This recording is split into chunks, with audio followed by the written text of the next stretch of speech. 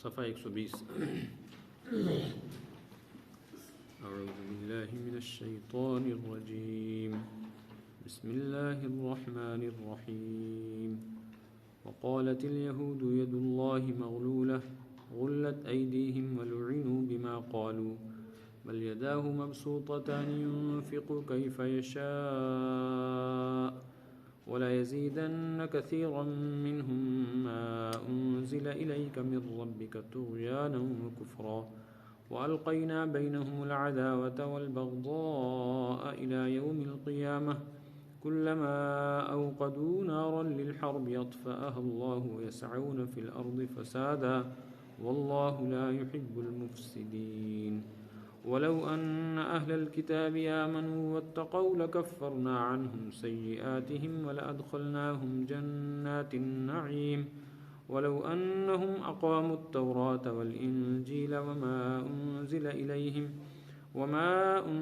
إليهم من ربهم لأكلوا من فوقهم ومن تحت أرجلهم منهم أمة مقتصدة وكثير منهم ساء ما يعملون.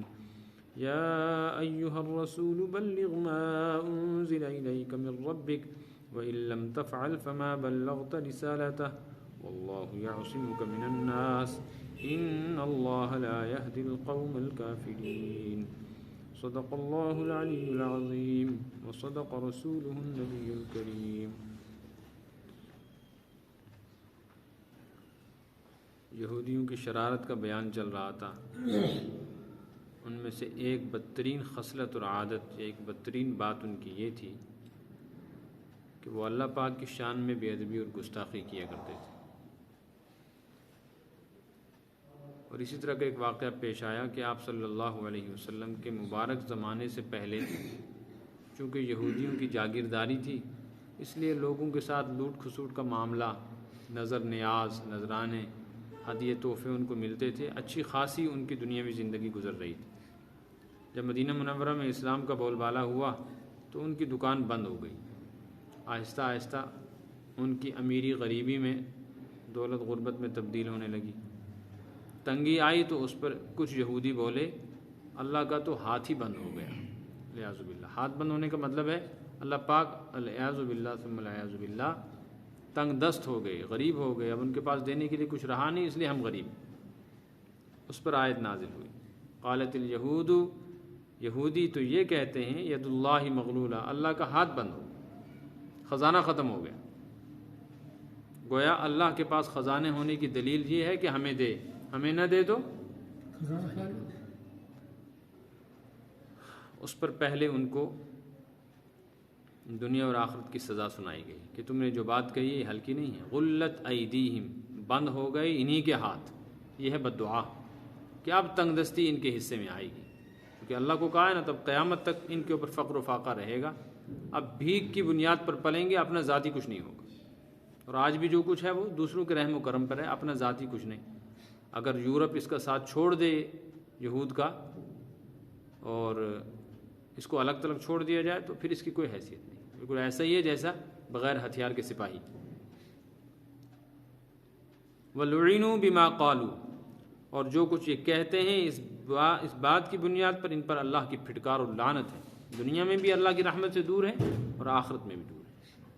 اور یہودیوں کے اوپر یہ لعنت اور غضب کا استعمال قرآن پاک میں بہت ساری جگہ پر ہوا ہے، بلکہ سورہ فاتحہ میں مغضوب علیہم سے مرادی یہی جماعت ہے جن پر اللہ کا غضب، ناراضگی اور قہر ٹوٹا ہے. پھر ان کی بات کا جواب دیا بل یداہ مبسوطتان، بلکہ بات یہ ہے جو یہ کہتے ہیں وہ غلط ہے. اللہ کے ہاتھ تو کھلے ہیں. اللہ کے ہاتھ کھلنے کا مطلب ہے اللہ کے خزانے کھلے ہیں. پھر ان کو کیوں نہیں دیتا؟ اگر ہیں تو کس لیے رکھیں؟ فرمایا ینفق کیف یشاء، جیسے اس کی مرضی ایسے دیتا ہے. ان کو اس لیے نہیں دے رہا ہے کہ ان کو آزمانا مقصود تھا کہ چلو مال کے ساتھ تو انسان کے اندر سرکشی آتی ہے، تھوڑی سی غربت آئے، شاید یہ اسلام کی طرف، حق کی طرف آ جائے. لیکن ہوا کیا؟ لَيَزِيدَنَّ كَثِيرًا مِّنْهُمْ مَا أُنزِلَ إِلَيْكَ مِن رَّبِّكَ طُغْيَانًا وَكُفْرًا. یا رسول اللہ، جو دین آپ پر، قرآن آپ پر نازل ہو رہا ہے، اس قرآن کی بنیاد پر یہ سمجھتے حق کیا ہے اور قریب آتے لیکن طغیان سرکشی کفرا اور کفر ان کی سرکشی اور کفر یزیدن بڑھتی جا رہی ہے، زیادہ ہی ہو رہی ہے، کیونکہ ایک چیز کا انکار کیا، آج ایک حکم آیا تھا، کل دوسرا حکم آیا اس کا انکار کر دیا تو بڑھ گئی شرارت، پرسوں تیسرا حکم آیا تو اس کا بھی انکار کر دیا تو کفر بڑھ گیا۔ یہی حالت ہے کہ جتنا جتنا دین کا حکم ان کے سامنے آتا رہے گا اسی قدر ان کی انکار کی کیفیت کی وجہ سے کفر بھی اور شرارت بھی بڑھتی جائے گی۔ اس کا نتیجہ کیا ہوگا؟ حق بات سامنے آ جانے کے بعد حق بات کو قبول نہ کرنا اور اس کا انکار کر دینا، یہ جو عمل ہے اس کا نتیجہ کیا ہے؟ فرمایا اس کا نتیجہ یہ ہے القینا بینہم العداوۃ والبغضاء الی یوم القیامہ، ان کے درمیان عداوت اور دشمنی قیامت تک ڈال دی ہے ہم نے یہود کے اندر۔ یہودیوں کے بہت سارے فرقے ہیں، مفتی شفیع صاحب عثمانی رحمۃ اللہ علیہ نے اپنی معارف القرآن میں لکھا ہے کہ یہودیوں کے بہت سارے فرقے ہیں اور ان فرقوں کے اندر آپس میں ایک دوسرے کے ساتھ اس قدر دشمنی ہے کہ ایک دوسرے کو حق پر سمجھتے نہیں۔ اس کو سمجھنا بہت مشکل تھا، آج بہت آسان ہو گیا۔ نہ تو مسلمانوں میں اتنی جماعتیں ہیں کہ جتنی نفرت ان کو ایک دوسرے کے ساتھ ہے اللہ ہی جانے۔ ایک ہو گیا مسائل کا اختلاف اس کو بیان کر دینا، ایک ہو گیا نفرتیں دشمنیاں کہ ایک اگر پٹتا ہے تو دوسرا خوش ہو رہا ہے، یہ ان کے ہاتھ۔ اس کی دلیل یہ ہے کہ آپ کو یہ بات ذہن میں رہنی چاہیے، ایک جگہ یہ موقع آیا تھا جہاں یہ بات بتائی گئی تھی کہ مدینہ منورہ میں یہودیوں کے 2 قبیلے رہتے تھے اور وہ دونوں آپس میں ایک دوسرے کے مخالف تھے، لڑائی ہوتی تھی ان کی، ایک بنو نذیر اور ایک بنو قریظہ، حالانکہ دونوں یہودی تھے، دونوں ایک دوسرے کے دشمن تھے۔ اور یہ بھی ممکن ہے کہ اس کا ایک مطلب اور ہو جو کہیں میں نے پڑھا نہیں لیکن ممکن ہے کہ اس سوال کا جواب دینا اگر مشکل ہو جائے تب یہ مطلب ہوگا، یعنی آج تو ہم دیکھتے ہیں یہودی سب ایک ہیں، کوئی اختلاف نہیں ان میں اسلام کے مقابلے، تو اس کے 2 جواب ہیں۔ ایک یہ ہے کہ آپسی اختلاف ان کی اپنی جگہ ہیں لیکن الکفر ملت واحدہ، اسلام کے مقابلے میں یہ ایک ہوتے ہیں، اس وقت ہمیں لگتا ہے کہ یہ ایک ہے۔ جیسے فوج کی ضرورت پڑتی ہے تو آرمی لڑ رہی ہوتی ہے، اچانک ضرورت پڑ جائے تو CRP بھی آ جاتی ہے، پھر BSF بھی آ جاتی ہے، وہ ساری ایک جگہ ہمیں نظر آتی ہے، لیکن حقیقت دیکھو تو یہ سب الگ الگ کمپنیاں ہیں، ان کو ایک دوسرے سے کوئی لین دین نہیں، مجبوری کی وجہ سے اس وقت دشمن کے مقابلے میں ایک ساتھ ہوگی۔ اسی طریقے سے جب اسلام کے ساتھ مقابلہ ہوتا ہے تو پھر یہودی ہو، عیسائی ہو، مشرکین ہوں، ہنود ہوں، ہندو ہوں، سب ایک ہو جاتے ہیں۔ اس وقت پھر ان کا نام صرف کافر رہتا ہے یا اپنے باقی نام بدل دیتے ہیں اسلام دشمن ہونے کی حیثیت سے۔ ایک تو یہ مطلب ہے۔ ایک مطلب اس کا یہ ہو سکتا ہے کہ یہودیوں کے اندر فطری طور پہ دشمنی ہے، اس کی وجہ یہ ہے کہ یہ جادوگر لوگ ہیں، آپس میں بھی ایک دوسرے پر جادو کرتے رہتے ہیں، اس لیے محبتیں نہیں ہوتی ان کو، جیسے مسلمان کو مسلمان سے محبت ہوتی ہے یا دنیا کی باقی قوموں کو، جیسے سکھوں کو سکھوں سے اپنی ایک قسم کی ہمدردی، یہودیوں کو یہودیوں کے ساتھ کوئی ہمدردی نہیں۔ یہودیوں کا ٹارگیٹ صرف یہ ہے مسلمان، باقی آپس میں ان کے نفرتیں ہیں، آپس میں ان کی اختلافات اس طرح کے ہیں جیسے ہمسایہ ہمسائے سے لڑتا رہتا ہے، یعنی پرسکون زندگی ہے ان کی نہیں، کچھ دشمنیاں، خاندانی لڑائیاں، جھگڑے، ہمسائیگی کے اختلافات، لین دین کے، یہ ان کے ہاں ہمیشہ چلتے رہیں گے، چونکہ قرآن نے کہا ہے القینا، ہم نے تو ڈال دی ہے بینہم، ان کے درمیان عداوت، دشمنی، والبغضاء، اور ایک قسم کا بغض، دل کے اندر نفرت اور حسد، یہ قیامت تک چلتا رہے گا، یہ ختم ہونے والا سلسلہ نہیں۔ کلما اوقدوا نارا، جب جب بھی یہ آگ جلائیں گے، للحرب، جنگ کی آگ، جنگ کی آگ جلانے کا مطلب ہے جب بھی یہ جنگ کا ماحول بنانے کی کوشش کریں گے یا انہوں نے کوشش کی، اطفأہ اللہ، اللہ نے اس کو بجھا دیا۔ تو عربی زبان میں اس کو آپ ایسے سمجھیں کہ ایک ہوتی ہے فعل کی قسم، ورب کی قسم، جس میں زمانہ ہوتا ہے پاسٹ کا اور ایک ہوتا ہے پریزنٹ، ایک ہوتا ہے فیوچر۔ عربی زبان کا قاعدہ اور اصول یہ ہے کہ پاسٹ کا جو ورب ہوتا ہے نا، اس کو دعا کے لیے بھی استعمال کرتے ہیں اور گزشتہ زمانے کی خبر کے لیے بھی استعمال کرتے ہیں۔ بات سمجھ میں آئی؟ جیسے مثال کے طور پہ آپ کہتے ہو بارک اللہ، کہتے ہیں نا، دعا دیتے ہیں کسی کو بارک اللہ۔ بارک اللہ کا اصل میں ترجمہ ہے اللہ نے برکت فرمائی، اللہ نے برکت فرمائی، لیکن اب یہ دعا کے لیے بھی استعمال ہو رہا ہے، اللہ برکت فرمائے، جیسے صلی اللہ علیہ وسلم، یہ دونوں لفظ صلی اور سلم یہ دونوں ایسے الفاظ ہیں، یہ فعل ہیں اور ماضی کے معنی میں استعمال ہوتے ہیں۔ صلی کا مطلب ہے رحمت بھیجی، سلم کا مطلب ہے سلام بھیجا۔ تو صلی اللہ علیہ وسلم کا اصل ترجمہ جو ہے نا گرامر کے اعتبار سے وہ ہے اللہ نے حضور صلی اللہ علیہ وسلم پر رحمت بھیجی اور اللہ نے حضور صلی اللہ علیہ وسلم پر سلام بھیجا۔ لیکن اب یہ اس معنی میں استعمال نہیں ہوتا، یہ دعا کے لیے استعمال ہوتا ہے، اللہ بھیجے رحمتیں اور سلامتیاں حضور صلی اللہ علیہ وسلم پر۔ ایسے ہی القینا کو جو لفظ ہے نا، ایک تو ترجمہ اس کا ہم یہ کریں گے اور ہم نے ڈال دی ہے اوقدو کریں کلما اوقدو کا مطلب ہے جلا دی ہے انہوں نے آگ، کس کے لیے؟ جنگ کے لیے۔ یہ اس زمانے کی پھر حالت ہوگی کہ حضور صلی اللہ علیہ وسلم کے زمانے میں انہوں نے جو بھی جنگی کیفیت بنانے کی کوشش کی، کبھی بدر کا میدان، کبھی احد کا میدان، کبھی اور بہت سارے مسائل حالات ایسے ہیں جہاں جنگیں مسلمانوں کی مشرکوں کے ساتھ ہوئی ہیں، لیکن حقیقت اگر دیکھی جائے تو وہ براہ راست مشرکوں اور مسلمانوں کی جنگیں نہیں تھی، ان میں یہودیوں کا عمل دخل تھا، سازشیں ان کی تھی۔ تو اللہ نے ان ساری آگوں کو بجھا دیا، وہ ساری جنگیں انہی کے لیے مصیبت بن گئی۔ تو اس صورت میں ترجمہ ہوگا کلما اوقدوا نارا، جب بھی ان نے کوئی آگ جلائی ہے للحرب جنگ کی، اطفأ اللہ نے اس کو بجھا دیا۔ لیکن اگر اس کو ہم آئندہ کے لیے استعمال کریں تو اس کا ترجمہ ہوگا کلما اوقدوا نارا، جب بھی یہ جنگ کی آگ جلائیں گے، نظر جل تو جائے گی آگ، اطفأ اللہ اس کو بجھا دے گا۔ یہ بڑی امید کی بات ہے پھر کہ انشاءاللہ ان کی کوئی بھی اس طرح کی حرکت ہمیشہ قائم رہنے والی، وقتی طور پہ مسلمانوں کو نقصان ہوگا، لیکن ایسا نہیں ہوگا کہ جو ان کے عزائم میں مسلمانوں کو اسلام کو ختم کر دینا یا شاعر اسلام کو مٹا دینا، وہ نہیں ہو سکتا۔ نقصان پہنچ سکتا ہے لیکن ایسا نہیں ہوگا۔ اللہ نے وعدہ کر رکھا ہے اطفأ اللہ ان کی آگ کو بجھا کر رہے گا۔ پھر کیا کریں گے؟ بس پھر یہی کریں گے، یسعون فی الارض فسادا، زمین میں فساد کی کوشش۔ یہ فساد کبھی زبانی ہوگا، کبھی کوئی سازش ہوگی، کبھی میدان جنگ میں اتریں گے، کبھی کسی طرح خود یا کسی دوسرے کو استعمال کریں گے۔ لیکن یہ بات یاد رکھو، اگر یہ فساد کرنے کی کتنی بھی کوشش کریں، واللہ لا یحب المفسدین، اللہ فسادیوں کو پسند ہی نہیں کرتا، جب پسند نہیں کرتا تو مدد بھی نہیں کرے۔ اگر ان کو کامیابی چاہیے تھی تو پھر ان کے لیے راستہ تھا۔ ولو ان اہل الکتاب، اگر یہ اہل کتاب یہودی اور اس کے ساتھ عیسائی بھی آمنو ایمان لے آتے، کس پر ایمان لاتے؟ محمد صلی اللہ علیہ وسلم۔ یہاں ایک بات غور کرنے کی، اہل الکتاب کہا گیا ہے، اہل کتاب سے مراد ہی ہے یہودی اور عیسائی، اور پھر فرمایا لو ان آمنو، اگر یہ ایمان لاتے۔ اس سے معلوم ہوا کہ اہل کتاب مومن نہیں۔ حضور صلی اللہ علیہ وسلم سے پہلے وہ ایمان والے تھے، حضور کے بعد وہ ایمان والے نہیں رہے۔ کیوں؟ اس لیے کہ واتقوا، ان کے ایمان کی شرط ہے تقوی۔ تقوی کا مطلب ہے جن چیزوں سے اللہ نے روکا ان سے رک جاؤ، اور اللہ نے اس سے بھی روک دیا ہے کہ نبی آ جائے محمد صلی اللہ علیہ وسلم تو پھر ان کی مخالفت نہ کرو، لیکن یہ نہیں رکے۔ اس کا مطلب ہے تقوی نہ ہونا، یعنی اللہ کا ڈر نہ ہونا ان کے کفر کی بڑی دلیل ہے، حضور صلی اللہ علیہ وسلم پہ ایمان نہ لانا۔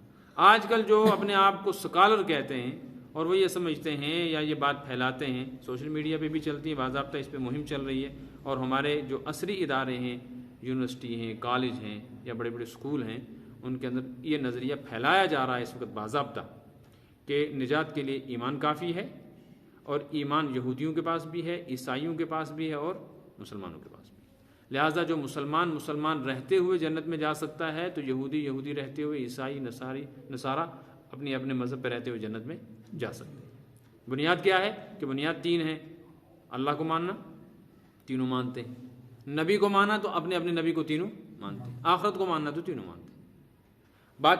باقی مسائل یہ ہیں، جیسے مسلمان نہیں مانتے ہیں کسی دوسرے نبی کی شریعت کو قابل عمل، تو وہ بھی اگر قابل عمل نہیں مانتے تو کیا فرق پڑا؟ لیکن قرآن نے یہاں یہ بات صاف کر دی، وَلَوْ أَنَّ أَهْلَ الْكِتَابِ آمَنُوا، اگر اہل کتاب ایمان لے آتے، اگر کہا ہوتا وَاتَّبَعُوا، اگر اہل ایمان اتباع کرتے تو شاید کچھ گنجائش ان کو بات کرنے کی رہتی، یہاں صاف کر دیا اہل کتاب ہیں لیکن ایمان والے کافر ہیں۔ اگر وہ ایسا کرتے کہ وہ مسلمان ہو جاتے اور اللہ سے ڈرتے اور گناہوں سے بچتے، لَكَفَّرْنَا عَنْهُمْ سَيِّئَاتِهِمْ، تو اب سے پہلے جو گناہ ان نے کیے، چاہے وہ کفر کا گناہ ہے، چاہے وہ شراب پی ہے، چاہے کوئی اور گناہ کیا ہے، بدکاری کی ہے، جو کچھ بھی کیا، سود کھایا، حرام کھایا، اللہ فرماتے لَكَفَّرْنَا عَنْهُمْ سَيِّئَاتِهِمْ، ہم ان کے ان گناہوں کو مٹا دیتے۔ اس سے معلوم ہوا ایمان اور تقوی دو ایسے عمل ہیں جن کی وجہ سے پچھلے گناہ معاف ہو جاتے ہیں۔ وَلَأَدْخَلْنَاهُمْ جَنَّاتِ النَّعِيمِ، اور ہم ان کو داخل کرتے نعمت کے باغوں میں، مراد اس سے آخرت کی جنت ہے، یعنی ایمان کی بنیاد پر آخرت میں جنت میں جائیں گے، اس سے معلوم ہوا یہ نہیں جائیں گے جنت میں۔ لَأَدْخَلْنَاهُمْ، تب ہم داخل کرتے ان کو جنتوں میں، جب یہ ایمان لاتے۔ جب وہ ایمان لائے نہیں تو یہود و نصارہ جنت میں داخل نہیں ہوں گے۔ وَلَوْ أَنَّهُمْ أَقَامُوا التَّوْرَاةَ وَالْإِنْجِيلَ، اب آگے اور وضاحت ہے اسی کی۔ اور اگر یہ اہل کتاب قائم کرتے تورات کو انجیل کو، تورات کو قائم کرتے یہودی، انجیل کو قائم کرتے نصارہ، یعنی اپنے اپنے مذہب کی کتابوں پر عمل کرتے، یہ مطلب۔ اور عمل کیا کرتے؟ ما انزل الیہم، اب جو ان پر نازل ہو رہا ہے نا قرآن، اس کو مانتے، کیونکہ ان کی کتابوں میں یہ بات لکھی ہوئی ہے کہ آخری نبی پر اور آخری کتاب پر ایمان لانا ہے۔ جب انہوں نے ایمان نہیں لایا تو صرف اسی کتاب کا انکار نہیں کیا، اپنی کتابوں کا بھی انکار کر دیا۔ لہٰذا اب یہ اس وجہ سے بھی کافر ہیں کہ حضور صلی اللہ علیہ وسلم پر ایمان نہیں لائے، اس وجہ سے بھی کافر ہیں کہ قرآن کو نہیں مانا، اس وجہ سے بھی کافر ہیں کہ اپنے وقت کے نبیوں کو بھی انہوں نے صحیح نہیں مانا اور ان کی باتوں کو بھی تسلیم نہیں کیا اور اپنی کتابوں پر بھی عمل نہیں کیا۔ اگر یہ ایسا کرتے کہ تورات اور انجیل پر عمل کرتے، اس کے احکام پر، وما انزل الیہم من ربہم، اور جو اب محمد صلی اللہ علیہ وسلم پر ان کے رب کی طرف سے نازل ہو رہا ہے اس پر بھی ایمان لے آتے، اس پر بھی عمل کرتے، تو یہ دنیا ہی تو چاہتے ہیں۔ ان کا مقصد کیا ہے؟ دنیا۔ ایمان کیوں نہیں لا رہے ہیں کہ دنیا چلی جائے گی؟ تو اللہ فرماتے ہیں اگر یہ کر لو نا، لَأَكَلُوا مِن فَوْقِهِمْ، تو یہ کھاتے اپنے اوپر سے، وَمِن تَحْتِ أَرْجُلِهِمْ، اور اپنے نیچے سے۔ کیا مطلب؟ اوپر سے کا مطلب یہ ہے اوپر سے جو کچھ نازل ہوتا ہے اس کے لیے آدمی محنت نہیں کرتا، کیونکہ انسان کے بس میں نہیں ہے آسمان پہ جا کے فصل اگانا، وہاں سے جو ملے گا بغیر محنت کے ملے لا۔ وَمِن تَحْتِ أَرْجُلِهِمْ، اور پیر کے نیچے سے، زمین کے نیچے سے، وہاں انسان کے بس میں نہیں ہے کوئی چیز نکالنا۔ بو تو سکتا ہے آدمی بیج، لیکن کچھ نکال نہیں سکتا۔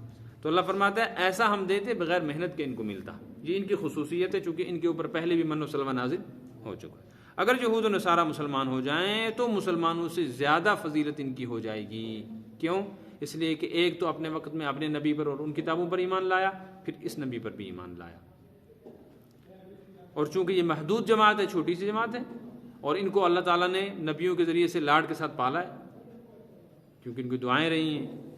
حضرت عیسیٰ علیہ السلام نے دعا کی تھی، یا اللہ ان کے اوپر انزل علیہم مائدۃ من السماء، آسمان سے دسترخوان ہی اتار دے۔ دسترخوان صبح شام اترتا تھا، کھانے لگے ہوئے کھاتے تھے۔ اور حضرت موسیٰ علیہ السلام نے دعا کی تھی تو من و سلوہ اترتا تھا، وہ پیچھے آ گئی تفصیل۔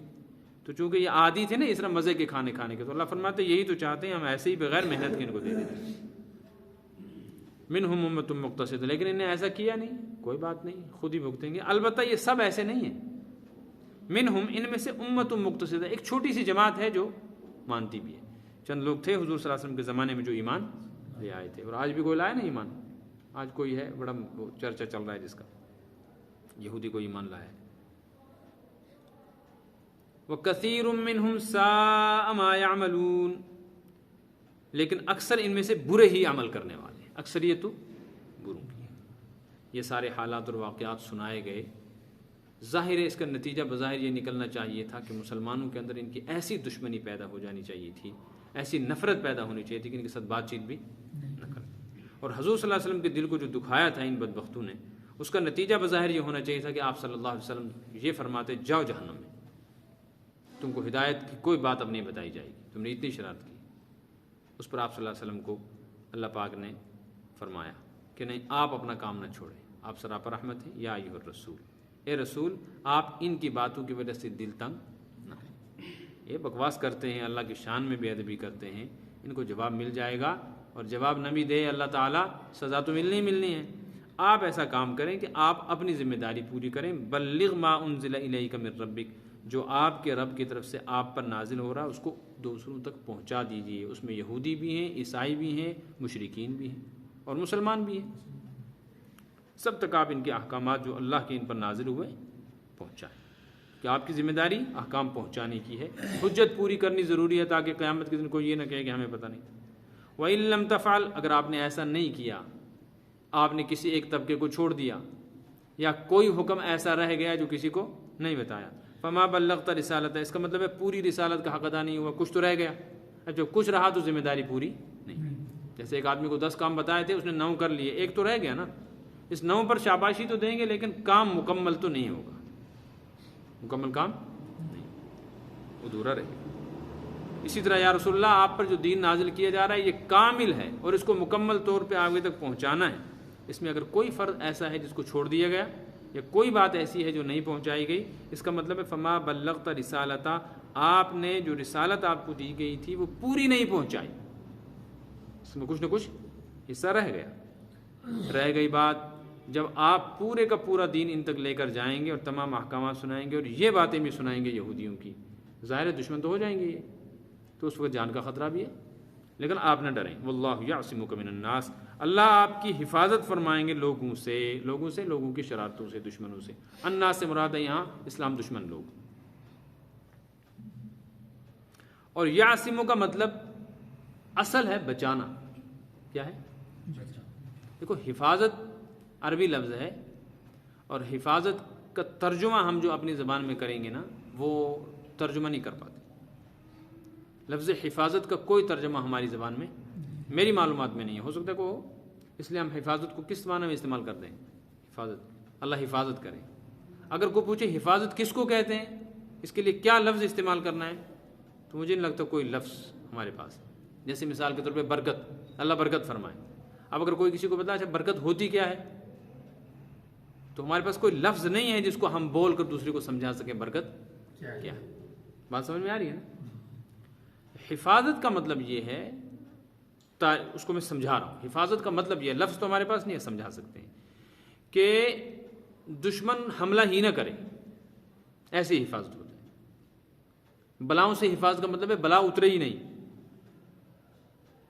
اور ایک لفظ ہے عصمت، اس کا مطلب ہے نہیں حملہ تو ہوگا لیکن بچاؤ ہوگا، حملہ ہوگا لیکن بچاؤ ہوگا۔ واللہ یعصمک من الناس کا مطلب ہے یا رسول اللہ اب جب آپ ان کے پاس جائیں گے تو یہ حملے کریں گے، ایسا نہیں ہے کہ حملہ نہیں ہوگا، ایسا نہیں ہے کہ دشمنی نہیں ہوگی، ایسا نہیں ہے کہ شرارت نہیں کریں گے، لیکن یہ بات ہے یعصمک کا اللہ بچا لیں گے، شرارت کا اثر آپ پر نہیں پڑے گا، نہ آپ کی جان کو نقصان پہنچائے گا کوئی، نہیں آپ کو کسی اور طرح کی کوئی تکلیف میں مبتلا کر سکتا ہے جس کی وجہ سے آپ کا مشن متاثر ہو جائے، ایسا کوئی نقصان نہیں۔ یہ نہیں ہے کہ یہ کریں گے ہی نہیں شرارت، اللہ ایسے حفاظت کرے گا، وہ نہیں۔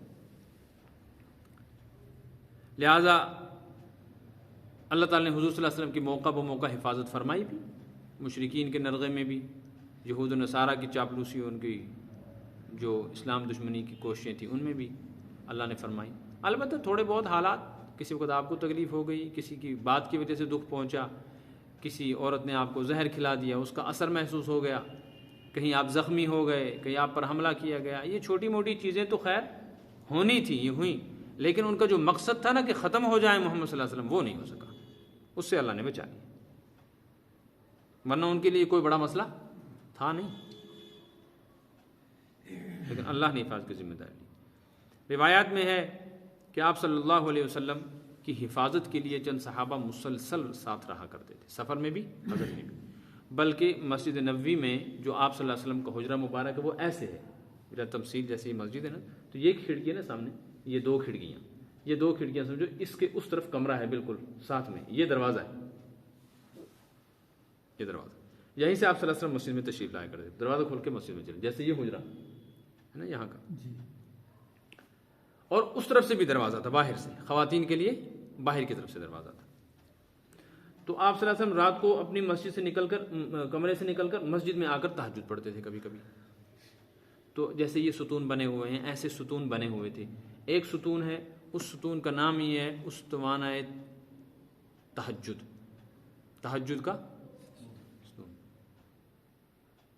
تو آپ صلی اللہ علیہ وسلم وہاں کھڑے ہو کے تہجد پڑھتے تھے، خطرہ تھا رات کا وقت اندھیرا ہے، کوئی پہلے سے چھپا ہو مسجد میں، کوئی حملہ کر دے، اس لیے کچھ صحابہ حفاظت کے لیے وہاں موجود رہتے تھے۔ آپ صلی اللہ علیہ وسلم کے گھر مبارک کے آس پاس بھی رہتے تھے، جب آپ سفر میں جاتے تھے تو سفر میں بھی کچھ لوگ ساتھ رہتے تھے، جب آپ آرام فرماتے تھے وہ جا کر حفاظت کرتے، جس کو ہم کہتے ہیں پہرہ داری۔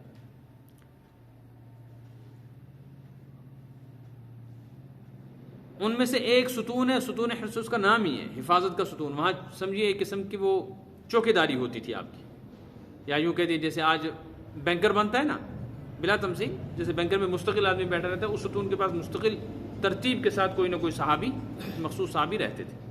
جب یہ آیت نازل ہوئی تو آپ نے ان صحابہ کو بلایا، فرمایا اب تمہاری پہرے داری اور حفاظت کی کوئی ضرورت نہیں، چونکہ آج اللہ پاک نے مجھ سے وعدہ کر لیا ہے کہ اللہ میری حفاظت خود فرمائیں گے، لہٰذا آج کے بعد کوئی پہرہ دینے کی ضرورت نہیں۔ اس کے بعد سے پہرہ ہٹا دیا گیا۔ پھر آپ صلی اللہ علیہ وسلم کی پہرے داری کے لیے کام نہیں کیا۔ ان اللہ لا یہدی القوم الکافرین، اللہ تعالیٰ کافروں کو راہ نہیں دیتا۔ اس کے دو معنی ہیں، ایک معنی ہے کہ جب کافر ہو گئے اور کفر میں اتنے بڑھ گئے تو اللہ پھر ان کی ہدایت نہیں کے فیصلے نہیں کرتا، اب ہدایت نہیں ملے گی۔ دوسرا مطلب ان اللہ لا یہدی القوم الکافرین، اللہ کافروں کو ایسی راہ ہی نہیں دے گا کہ وہ آپ تک پہنچیں اور آپ کے اوپر حملہ کریں۔ اگر آپ کہیں ان کو مل بھی جائیں تو آپ ان کو نظر نہیں آئیں گے۔ جیسے آپ نے ہجرت کے موقع پر سفر فرمایا تو آپ جب مکہ مکرمہ سے نکلے ہیں، آپ کے گھر کی پہرے داری ان نے شروع کر دی تھی رات کو ہی کہ کہیں نکل کے چلے نہ جائیں، اور آپ ان کے درمیان میں سے نکلے اور ایک مٹھی مٹی اٹھا کر ایسے پھینکی، وہ سب کے سب اندھے ہو گئے اور آپ ان کے درمیان سے نکل گئے۔ ایسے واقعات ہوتے رہے۔ یہ اللہ تعالیٰ غیبی مدد فرماتے ہیں۔ صدق اللہ العلی العظیم۔